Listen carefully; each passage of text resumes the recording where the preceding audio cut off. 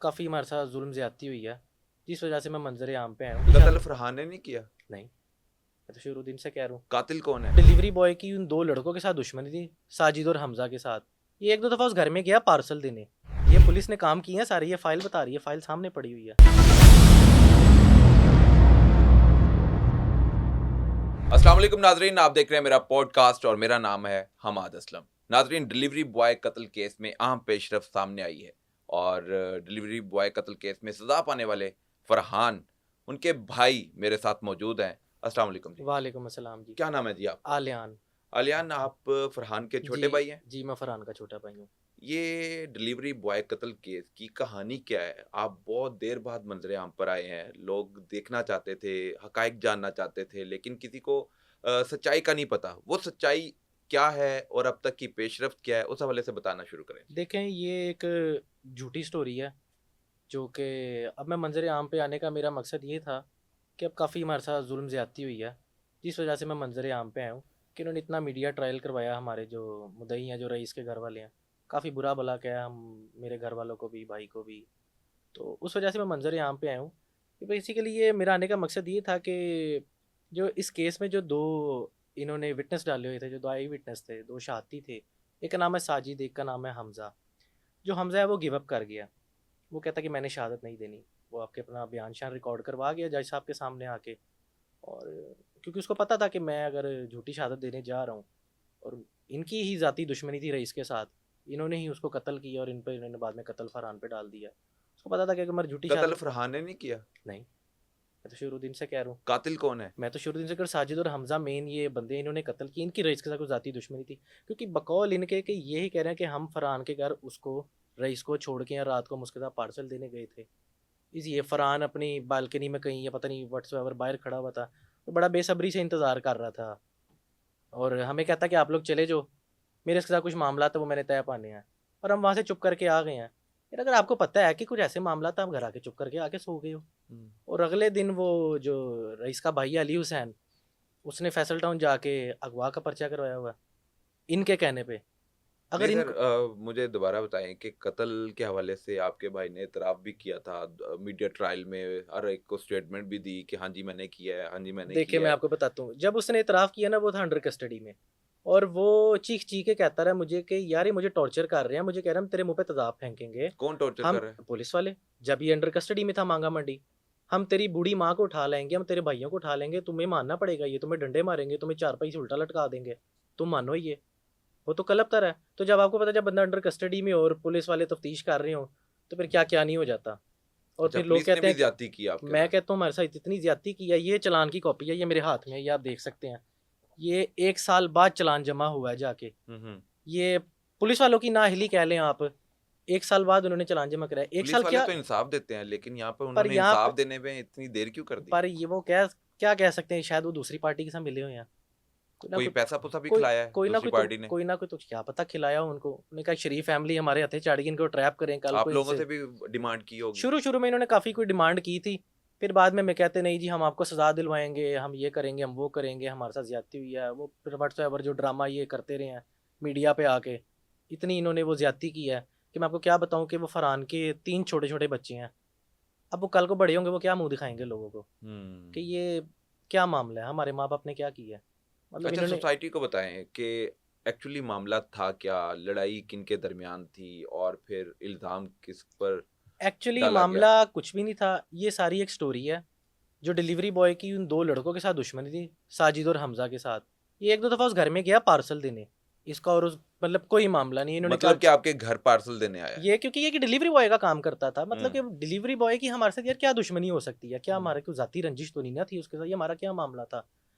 अब ये उधर 1-2 दफ़ा पार्सल देने गया है।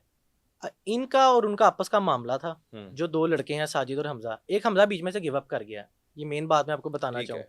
ये वो शहादत देने से गिव अप कर गया। क्योंकि उसको पता था मैं झूठी शहादत दे रहा हूँ। कल को कत्ल मेरे पे एप्लीकेबल होगा। फरहान बेगुनाह वो बाहर आ जाएगा और मैं अंदर चला वो जाऊँगा। कत्ल के मुकदमे में गवाह के तौर पर वो आया था? कत्ल के मुकदमे में गवाह हालाँकि के तौर पे आया कत्ल था। करने वाले वो खुद थे। कत्ल तो क्या करने अब वाले ये वो 2। गिरफ्तार होंगे? आपको मैं क्या लग रहा है? इंशाल्लाह क्यों नहीं होंगे, बड़ी जल्दी है, सलाखों के पीछे आएँगे। मैं तो कह रहा हूँ कि इनको तफ्तीश में शामिल किया जाए। इनको तफ्तीश में ही नहीं शामिल किया शामिल किसी ही ने। नहीं किया गया तफ्तीश किसी ने में? तफ्तीश में शामिल ही नहीं किया। मैं कह रही हूँ इनकी सीडीआर मैच करें, इनके रिकॉर्ड देखें, इनकी लोकेशंस देखें। इनकी लोकेशंस वगैरह सब इनकी सीडीआर रईस के साथ मैच होती है। हुँ। कोई कहते हैं ये उनके दोस्त हैं, कोई कहते हैं उनके भतीजे हैं, भांजे हैं, कोई कहते हैं उनके मुंह बोले कुछ चाचू हैं। समझ से बाहर निकला तो रिश्ता भी कोई साबित नहीं होता। रईस की फैमिली ने भी आपसे मुतालबा किया कोई दियत दें, हमारे पैसे दें, ब्लैकमेल भी किया उन लोगों ने, तो वो नहीं, पैचअप नहीं हो सका आप लोगों का? उनको हमने 1 से 2 दफ़ा उनको मतलब कहते हैं ना कि एक वो डोर नॉक किया हमने, कि इस मामले को हल करें। हम शरीफ लोग हैं, हम गैरतमंद लोग हैं। हम आपकी तरह नहीं कि हम रोज़ मंज़र आम पे आएँ और आके इंटरव्यूज़ दें और बुरा भला कहें, मतलब माँ-बहनों की इज़्ज़तें ख़राब करें। जुल्म सहते रहे यार आप लोग। मैं तो देखे चाह रहा था, मैं और वालिद साहब ये चाह रहे थे कि हमारा मामला किसी ना किसी तरीके से कहीं बैठ के हल हो जाए, हम्म। कि हम ना मंजर आम पे, इन्होंने हमें आगे इतना ज़्यादा गंदा कर दिया, हम और गंदे ना हो। पर हम्म। अब तो कहते हैं ना कि अब वो अल्लाह पाक की तरफ से वो सब्र का हमें वो एक फल मिला है, कि वो उसकी जो बेगम है आमना, इंशाल्लाह उसकी भी बेल मूव की हुई है, 10 मार्च उसकी डेट है। इंशाल्लाह वो भी अल्लाह के वो भी हुक्म से, जेल में अभी तक? हाँ जी, वो भी अल्लाह के हुक्म से इंशाल्लाह घर आ जाएगी अपने बच्चों के पास। ये बेगुनाह है, उसका कोई कसूर ही नहीं है, तो ना बच्चे फरहान का कोई बच्चों की कसूर एज है। क्या थी जब ये सारा इंसिडेंट हुआ देखें, और आपके भाई अंदर चले गए जेल? एक उसकी बड़ी बेटी है, उसकी एज 8 साल है। हम्म। एक छोटा बेटा उसकी 3 साल है, और एक जो बेटी है सबसे छोटी, उसकी भी यही 3 साल है। तो माँ के बगैर बच्चे किस तरह रह रहे हैं? सर, ये सबसे पहले जो बच्चे थे इस केस के दौरान, ये बच्चे नानी के पास थे। नानी भी वफात पा गई हैं, आमना की जो मदर है उनकी भी हम्म। डेथ हो चुकी है। हम्म। अब इन बच्चों की टेक केयर मेरी वालदा मतलब बच्चों की दादी कर रही हैं। हम्म। और बच्चे, आपको पता है, बगैर माँ बाप के परवरिश करना कितना मुश्किल होता है। तो बस अल्लाह खैर करे, इन्होंने उनके ज़्यादती की है, वो बच्चों की भी जारी बात है, उनकी भी तो कभी रब सुनेगा ना, उनकी भी तो हाँ लगेगी ना इन्हें। हम्म। ये मामला है सारा।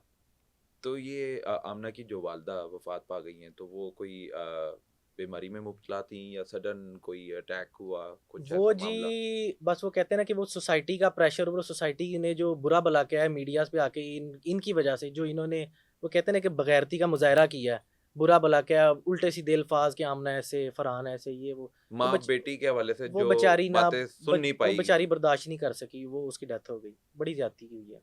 ओए होए होए, एक के बाद एक आपको तकलीफ से गुजरना पड़ रहा है। मैं कह रहा हूँ कि इतनी परेशानी है कि जब घर जाता हूँ ना, अक्सर फरहान को मिलने जाता हूँ, आमना को मिलने जाता हूँ, जब घर के केस से हट के जब घर जाता हूँ ना, जब सारी बातें बाहर की बाहर करके जब मैं घर पहुँचता हूँ ना, तो उन 3 बच्चों को देख के ना मुझे बड़ा दुख होता है, बड़ा तरस आता है। वो 3 बच्चों को इन्होंने बड़ी ज्यादती कर रहे हैं, बेगुनाह फंसाया हुआ उनके माँ बाप को। उन 2 बंदों को बीच में शामिल करना चाहिए था इन्हें। अब रब शामिल की तफ्तीश नहीं किया? अब रब की तरफ से देखे ना, ये एक वो रब के काम भी हैं कि एक वैसे ही भाग गया डर के, उसको पता था मैं गलत शहादत देने जा तो रहा हूँ। दूसरा आ नहीं रहा? दूसरा आया शहादत देने, और मैं आपको उसकी सिचुएशन बताऊँ, आप हंसने लग जाएंगे। दूसरा शहादत यार देखिए, अगर किसी ने हक सच की बात करनी हो ना, तो वो डट के खड़ेगा करेगा हम्म। कि यार ये हक है, ये सच है, मैं बिल्कुल ठीक बात करना चाह रहा हूँ। अब वो एक शहादत रिकॉर्ड कराने है, उसको 45-50 मिनट लग गया वहाँ पे शहादत रिकॉर्ड कराने में। उसका कभी बीपी लो हो रहा है, कभी उसको पसीने आ रहे हैं, कभी वो जज साहब से रिक्वेस्ट कर रहा है कि मुझे पानी पीना है। यार तुमने देखा है, तुम अगर सच बोल रहे हो तो तुम डट के बोलो। हम्म। मैंने अगर कोई बात कर रही है, मैं आपसे भी कर रहा हूँ, मैं आपको 2-3 मिनट में कर दूंगा कि जनाब ये बात है, ये मामला है। तो वो तो उसने 50 मिनट लगा दिए हैं शहादत रिकॉर्ड कराने में। तो जज साहब ने बल्कि उनके वकील साहब को कहा कि वकील साहब नेक्स्ट टाइम इसको को 2-3 किलो दूध पिला के लाना, अभी से अच्छा, नेक्स्ट दूसरे वकील साहब ने क्रॉस भी करनी है। बिल्कुल ठीक है, गवाह के तौर पे लेकर आए हैं, लेकिन जी, तैयारी नहीं करवाई आपने। वो वकील साहब उनके उन्हें कह रहे थे कि जिस तरह हम आपको कह रहे हैं, या जिस तरह आपको समझाया है, जिस तरह आपको बताया, आप उस तरह रिकॉर्ड कराएं अपना बयान, जो आपने देखा वो करें। वो उसको बार बार जैसे कि प्रेशराइज नहीं कर रहे थे, मतलब ये शहादत हो रही है, ये साथ उनके वकील साहब खड़े हैं, साथ वो जो मुद्दईआन है, जो रईस के भाई हैं, वो खड़े हैं। वो बेचारा बीच में एक पतला सा छोटा सा लड़का है, वो घबराया हुआ था, वो कभी जाके बैठ रहा है, पानी पी रहा है, कभी कुछ कर रहा है। फरहान के बच्चे अब आपके पास हैं, जी आपके मदर के पास हैं। जी, फरहान और आमना के हवाले से बच्चे याद भी करते होंगे। कभी बिल्कुल। पूछा चाचू मामा मैं बाबा किधर हैं? मैं अक्सर जी उनको मुलाकात के लिए ले जाता हूँ। वो जेल में एक स्पेशल प्रोटोकॉल वाली मुलाकात होती है ड्यूरी की, हम्म। मैं वहाँ पे ले जाता हूँ, बच्चों को मिलवा लाता हूँ कभी, और कभी को दिल किया तो कोर्ट में भी 1-2 दफ़ा ले गया हूँ कि बच्चों को, मैं कहता हूँ मुलाकात उनकी हो जानी चाहिए। बच्चों को यही फिर क्या कहते हैं कि वालदा और वालिद काम से गए हुए हैं कहीं, थोड़े दिनों में आ जाएंगे घर। फिर अक्सर भाई फ़ोन करता है, हम्म। उसकी माँ वालदा भी करती हैं, तो उनसे बात बूत करवा देते हैं। तो बच्चे जब मिले पहली बार, अ, तो क्या रिएक्शन था बच्चों का? बच्चे तो कहते हैं हमने जाना ही नहीं, हमने पापा के पास रहना है। तो हम्म। पापा ने कहा कि मैं अभी किसी काम के सिलसिले से जा रहा हूँ, तो आप चलो, मैं थोड़ी देर में इंशाल्लाह घर आता हूँ।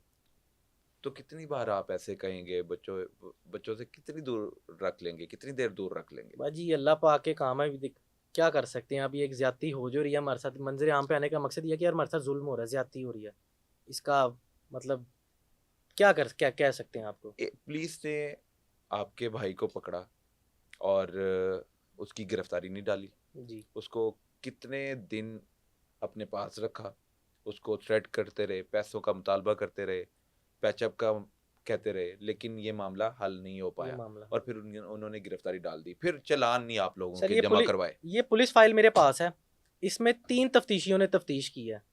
पुलिस फाइल कहती है कि जी हमने इनको 17 सितंबर को हमने इनको ठोकर नियाज बेग से अपने एक ज़राए के कहने पे अरेस्ट किया। एक ख़ास मुखबर के कहने पे हमने इनको वहाँ से आमना को और फरहान को पकड़ा है। मुद्दई कहते हैं कि हमने 24 तारीख को इनको फैसल टाउन में अरेस्ट करवा दिया था।